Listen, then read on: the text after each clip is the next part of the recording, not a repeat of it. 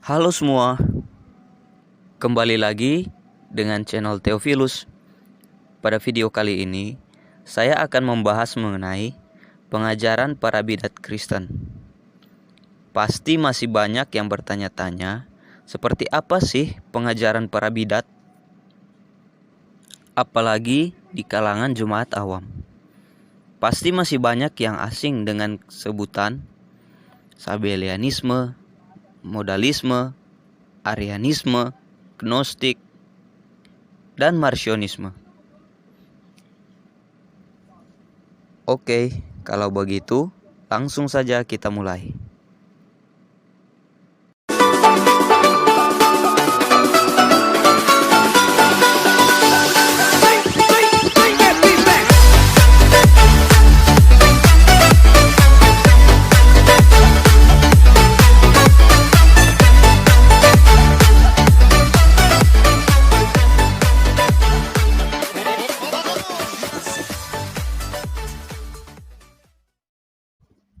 Yang pertama, kita harus mengerti apa ajaran yang dipercayai Kristen yang sesuai dengan Alkitab katakan.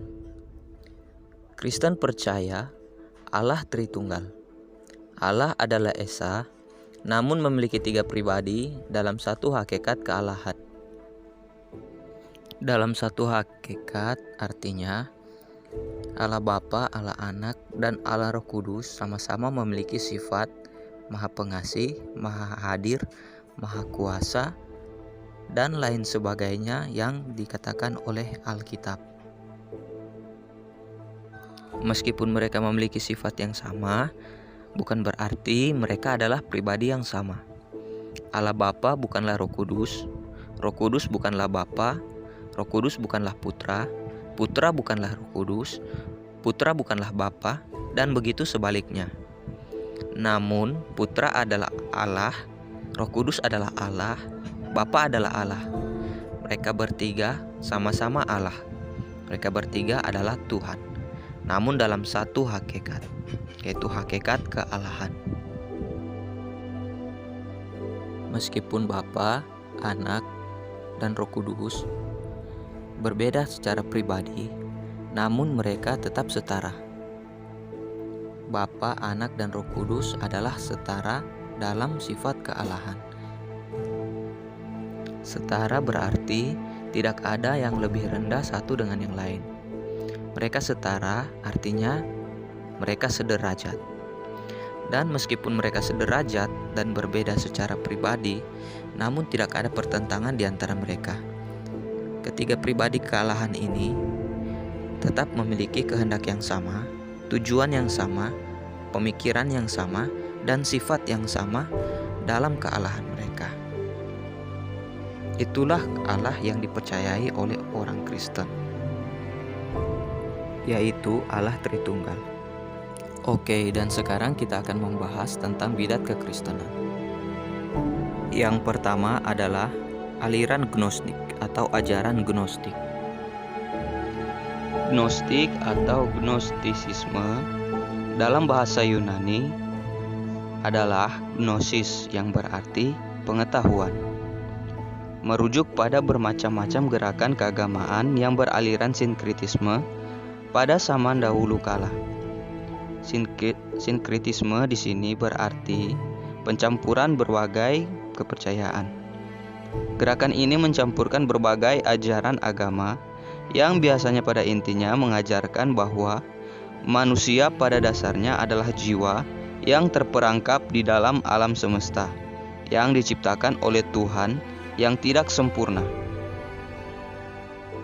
Secara umum, dapat dikatakan Gnostisisme adalah agama dualistik yang mempengaruhi dan memengaruhi filosofi Yunani, Yudaisme, dan kekristenan. Istilah gnosis merujuk pada suatu pengetahuan esoteris yang telah dipaparkan. Dari sana manusia melalui unsur-unsur rohaninya diingatkan kembali akan asal muasal mereka dari Tuhan yang superior. Yesus Kristus dipandang oleh sebagian sekte Gnostis sebagai perwujudan dari makhluk ilahi yang menjadi manusia untuk membawa gnosis ke bumi. Pada mulanya, Gnostisisme dianggap sebagai cabang aliran sesat dari kekristenan. Namun sekte Gnostis telah ada sejak sebelum kelahiran Yesus. Keberadaan kaum Gnostik sejak abad pertengahan semakin berkurang dikarenakan pengikutnya memeluk Islam atau akibat dari Perang Salib Albigensian tahun 1209 sampai 1229. Gagasan Gnostis kembali muncul seiring dengan bertumbuhnya gerakan mistis esoteris pada akhir abad ke-19 dan abad ke-20 di Eropa dan di Amerika Utara. Alkitab sendiri pun menentang pengajaran Gnostik. Salah satunya Bidat Kolose menggabungkan spekulasi-spekulasi filosofi, kuasa perbintangan, ketakutan kepada malaikat-malaikat perantara tabu terhadap makanan, dan praktik-praktik bertapa dengan unsur-unsur yang dipinjam dari Yudaisme yang terdapat di dalam Kolose 2 ayat 8 sampai 23 dalam surat Kolose. Surat-surat pengembalaan mencela pengajaran yang dicampurkan dengan mitologi dan silsilah di dalam 1 Timotius 1 ayat 4 dan ditandai dengan melakukan pantangan keras dalam 1 Timotius 4 ayat 3. Dongeng-dongeng Yahudi dalam Titus 1 ayat 14, spiritualisasi dari kebangkitan 2 Timotius 2 ayat 18, dan disertai dengan moral yang rusak dalam 2 Timotius 3 ayat 5 sampai 7. Semuanya apa yang disebut pengetahuan, yaitu gnosis. 1 Timotius 6 ayat 20. Bidat yang berbahaya yang ditentang dalam surat-surat Yohanes menyangkal kemanusiaan Kristus. Dalam 1 Yohanes 4 ayat 3, 2 Yohanes 1 ayat 7. Mengenai guru-guru palsu di Asia dan ungkapan yang berbunyi gnostik seluk-beluk iblis digunakan dalam Wahyu 2 ayat 24. Jadi kekristenan menentang pengajaran tentang gnostik. Itu sebabnya gnostik adalah bidat kekristenan.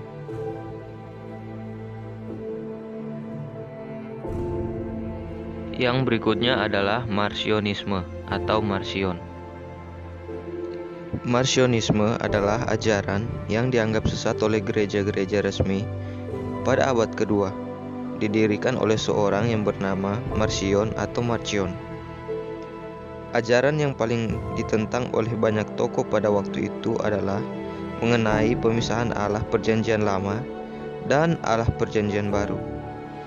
Allah Perjanjian Lama menurutnya Allah yang adil, kurang sempurna, kejam, dan tidak berpengasihan, gemar menghukum dengan hukum Taurat yang diturunkan kepada Musa.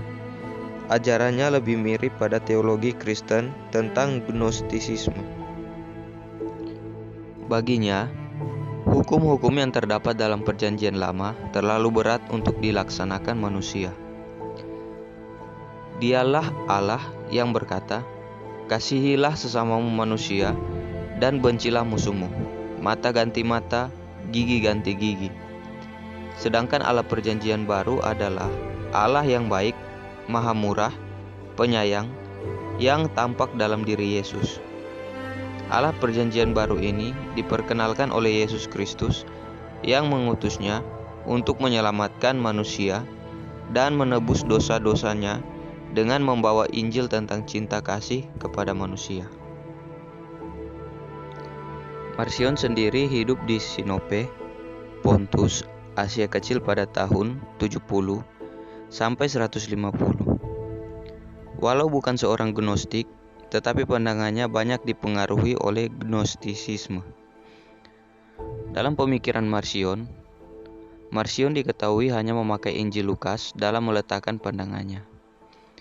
Pandangan lain dari Marcion adalah mengenai Kristus yang mengajarkan bahwa Kristus tidak sungguh-sungguh mati.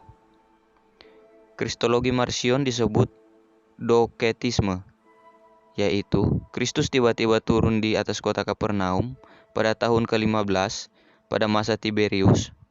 Lalu Kristus membuang Allah Perjanjian Lama ke Hades dan menebus jiwa-jiwa umat manusia dari kuasa Allah yang tidak adil itu.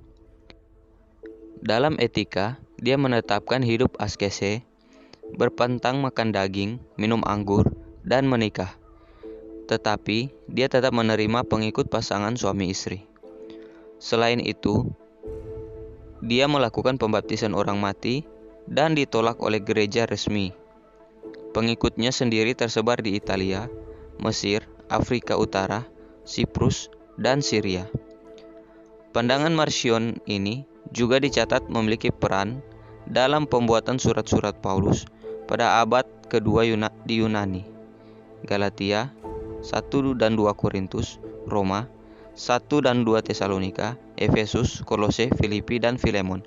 Teks-teksnya juga disesuaikan dengan pandangan khusus Marcion. Maka Polikarpus dari Smyrna memperingatkan jemaat di Filipi untuk mewaspadai pandangan Marcion ini. Marcion dijuluki sebagai the firstborn of Satan dan Antichrist. Yang ketiga adalah modalisme. Modalisme dan monarkisisme adalah dua ajaran keliru tentang sifat Allah dan Yesus Kristus yang muncul pada abad kedua dan ketiga. Seorang modalis menganggap Allah sebagai satu pribadi, bukan tiga pribadi, dan percaya bahwa Sang Bapa, Putra, dan Roh Kudus hanyalah bentuk atau jelmaan lain dari pribadi yang sama. Menurut modalisme, Allah dapat menjelma dalam tiga bentuk yang berbeda. Seorang monarkianis mempercayai kesatuan Allah. Dalam bahasa Latin, monarchia berarti kepemimpinan tunggal. Sedemikian rupa sehingga ia menolak kodrat Tritunggal Allah. Baik modalisme maupun monarkianisme modalistis berpegang pada doktrin patriapasianisme, sebuah ajaran bahwa Allah Bapa juga menderita di atas salib dengan atau sebagai Sang Putra, dan erat hubungannya dengan Sabellianisme. Monarkianisme mengambil dua bentuk utama, monarkianisme dinamis atau adopsionis, dan monarkianisme modalistis. Monarkianisme dinamis dimulai dengan paham yang keliru tentang kodrat Yesus, yakni bahwa ia bukan ilahi, melainkan pada waktu pembaptisannya dimampukan oleh Allah untuk melakukan berbagai mujizat. Sebaliknya, monarkianisme modalistis mengaku bahwa Yesus adalah Allah, tapi hanya karena Yesus merupakan salah satu jelmaan Allah.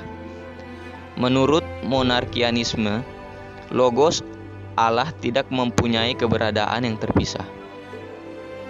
Istilah Alkitab Bapa, Putra, dan Roh hanya nama lain bagi pribadi yang sama menurut monarkianisme. Monarkianisme modalistis mengajar bahwa kesatuan Allah tidak sejalan dengan perbedaan ketiga pribadi dalam Allah Tritunggal. Menurut modalisme, Allah telah mewujudkan diri sebagai Bapa secara utama dalam Perjanjian Lama, sebagai Sang Putra secara utama dalam pembuahan Yesus sampai kepada kenaikannya, dan sebagai Roh Kudus secara utama setelah kenaikan Yesus ke surga. Monarkianisme modalistis berasal dari ajaran sesat Neotus dari Smyrna pada tahun 190. Neotus menjuluki dirinya sebagai Musa dan menjuluki saudaranya Harun, dan ia mengajar bahwa jika Yesus adalah Allah, maka seharusnya ia adalah sosok yang sama dengan Bapa. Hippolytus dari Roma menentang ajaran murtad ini dalam karyanya Contra Neotum. Suatu bentuk awal monarkianisme modalistis juga diajarkan oleh seorang imam dari Asia Minor bernama Praxeas yang berkeliling Roma dan Kartago pada tahun 206. Tertullian menentang ajaran Praxeas dalam tulisannya Adversus Praxean pada tahun 213. Monarkianisme modalistis dan ajaran sesat di seputarnya juga ditentang oleh Origen, Dionysius dari Alexandria, dan pada Konsili Nisea pada tahun 325. Adapun bentuk monarkianisme yang masih hadir pada zaman ini, yakni dalam denominasi Pentakosta Kesatuan atau Oneness Pentecostalism. Dalam teologi mereka yang anti-trinitas, tidak ada perbedaan antara pribadi dalam Allah Tritunggal. Yesus adalah Allah, tetapi Ia juga adalah Sang Bapa dan Sang Roh. Sedikit berbeda dengan modalisme kuno. Pemeluk Pentakosta Kesatuan mengajar bahwa Allah mampu mewujudkan diri dalam 3 bentuk secara bersamaan, seperti halnya pada pembaptisan Yesus di dalam Lukas 3 ayat 22. Alkitab menggambarkan Allah sebagai Allah yang esa dalam Ulangan 6 ayat 4, tetapi kemudian berbicara tentang 3 pribadi, Sang Bapa, Sang Putra, dan Sang Roh Kudus dalam Matius 28 ayat 19. Bagaimana kedua fakta ini dapat bertemu tak dapat dipahami oleh nalar manusia. Ketika kita berusaha memahami hal yang tak mungkin dipahami, kita selalu akan gagal. Alkitab kiranya cukup jelas, Allah berada dalam 3 pribadi yang sama, sederajatnya, dan yang sama kekalnya. Yesus berdoa kepada Bapa dalam Lukas 22 ayat 42, dan sekarang sedang duduk di kanan Sang Bapa di surga. Ibrani 1 ayat 3. Sang Bapa dan Sang Putra mengutus Sang Roh Kudus ke dalam dunia. Yohanes 14 ayat 26, Yohanes 15 ayat 26. Modalisme dan monarkianisme modalistis merupakan teologi yang berbahaya karena yang diserang adalah kodrat Allah sendiri. Ajaran apapun yang tidak mengakui Allah sebagai 3 pribadi yang berbeda tidaklah Alkitabiah. Yang berikutnya adalah pandangan Sabellianisme. Pandangan Sabellianisme berasal dari seorang yang bernama Sabellius. Sabellius merupakan salah seorang pengajar Kristen di Roma sekitar tahun 215. Ia mungkin seorang Libya dari Pentapolis.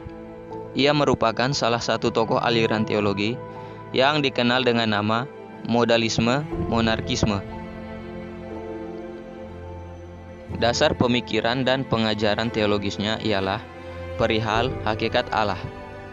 Menurutnya, Tuhan Allah adalah Esa, Bapa, Putra, dan Roh Kudus adalah modalitas atau cara menampakkan diri dari Allah yang Esa itu. Ia tidak melihat pembedaan-pembedaan di dalam kealahan itu.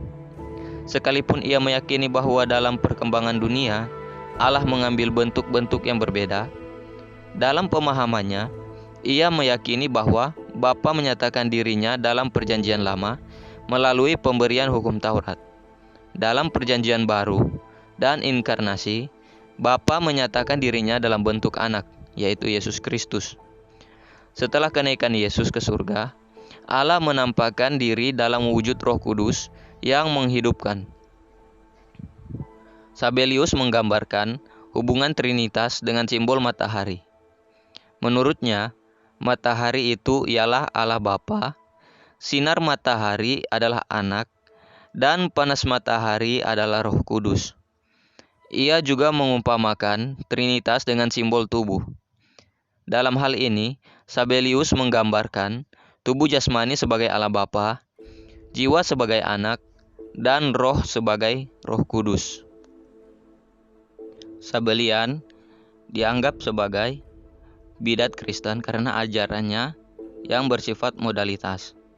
Karena dia menganggap bahwa pribadi Allah adalah satu dan dapat diwujudkan dalam Bapa, Anak, dan Roh Kudus.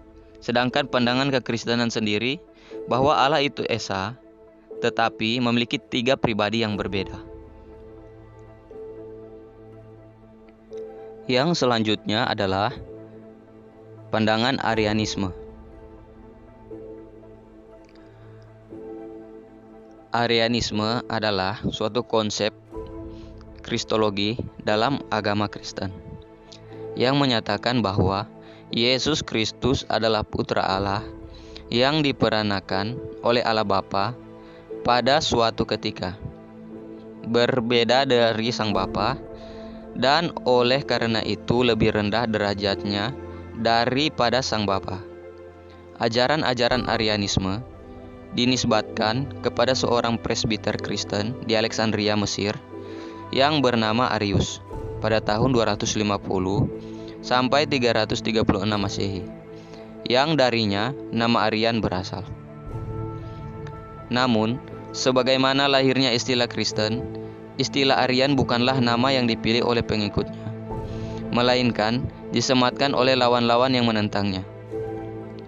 Ajaran-ajaran Arius dan para pendukungnya bertolak belakang dengan ajaran-ajaran teologi yang dianut oleh umat Kristen homoousios mengenai kodrat Tritunggal dan kodrat Kristus. Konsep mengenai Kristus dalam Arianisme menyatakan bahwa Putra Allah tidak senantiasa ada, tetapi baru ada setelah diperanakan oleh Allah Bapa. Pertikaian terjadi antara kedua tafsir, Arianisme dan Homoousianisme, yang sama-sama didasarkan pada teologi ortodoks kala itu. Masing-masing berusaha untuk memecahkan dilema teologinya. Dengan demikian, sejak semula kedua tafsir yang sama-sama ortodoks ini sengaja memicu konflik guna menarik perhatian para pakar dan merumuskan ajaran ortodoks yang baru. Homoousianisme secara resmi dikukuhkan sebagai tafsir yang benar oleh dua konsili ekumenis yang pertama. Konsili Nikaya pertama pada 325 menyatakan Arianisme sebagai bidah. Seluruh mazhab utama dalam agama Kristen sekarang ini menganggap Arianisme sebagai paham yang heterodoks dan sesat. Menurut Everett Ferguson, sebagian besar umat Kristen tidak benar-benar memahami ajaran-ajaran mengenai Tritunggal dan tidak memahami pokok masalah yang dipertikaikan. Dalam Sinode Tirus pertama yang bertaraf regional pada tahun 335, Arius diputuskan tidak bersalah. Konstantinus Agung dibaptis oleh seorang uskup berpaham Arianisme, Eusebius dari Nikomedia. Setelah kematian Arius dan Konstantinus, Arius sekali lagi dianatema dan dinyatakan sebagai ahli bidah dalam konsili Konstantinopel pertama pada tahun 381.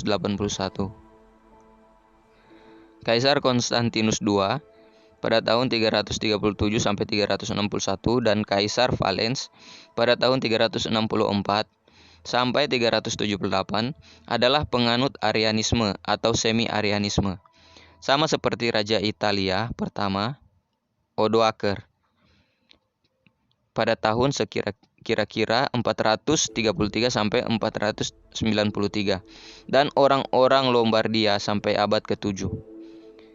Istilah Arianisme juga digunakan sebagai sebutan bagi ajaran-ajaran teologi anti-Tritunggal abad ke-4 yang menganggap Yesus Kristus Putra Allah, Sang Logos sebagai makhluk yang diperanakan, sama seperti ajaran Arianisme dan Anomoeanisme, atau sebagai makhluk yang tidak tercipta maupun tidak tercipta sebagai makhluk-makhluk lain diciptakan, sama seperti ajaran semi-Arianisme. Ajaran Arius sebagai bidah karena Arius menganggap bahwa Yesus lebih rendah derajatnya daripada Allah Bapa. Sedangkan dalam kekristenan, Allah Bapa, Putra, dan Roh Kudus memiliki derajat yang sama. Itu sebabnya Arius adalah sebagai bidah dan pada masa kini dikenal dengan Saksi Yehova. Jika video ini memberkati saudara-saudara sekalian, silakan di-subscribe dan di-share kepada saudara-saudara kita yang lainnya agar dapat terberkati melalui video ini. Demikian video ini. Sebenarnya masih banyak lagi pengajaran-pengajaran para bidah, tetapi akan diulas dalam video-video yang lain. Terima kasih. Tuhan Yesus Kristus memberkati kita semua.